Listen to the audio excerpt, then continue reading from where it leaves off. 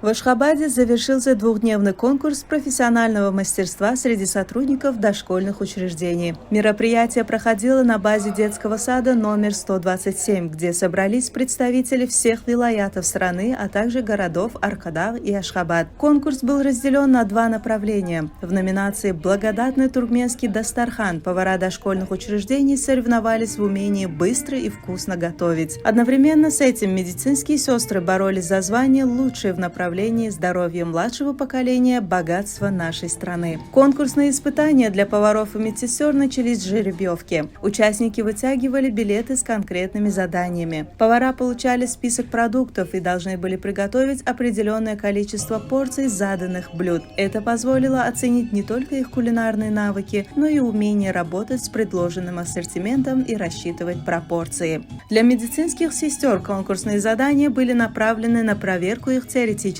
знаний и практических навыков. Они демонстрировали доскональное знание санитарных норм, необходимых для обеспечения безопасности и здоровья детей, а также показывали умение оказывать первую помощь в различных ситуациях. Финалисты прошли строгий отбор, представили видеоматериалы о своей повседневной работе, а затем следовали теоретические вопросы, проверяющие знания в соответствующей области, и, конечно же, практические задания, где повара и медсестры могли показать свое мастерство в действии. По итогам всех испытаний лучшие повар и медицинская сестра были отмечены ценными призами. Помимо соревновательного аспекта, конкурс стал отличной площадкой для обмена опытом и знаниями между специалистами из разных вилаятов страны, что, несомненно, будет способствовать дальнейшему развитию и совершенствованию работы дошкольных учреждений.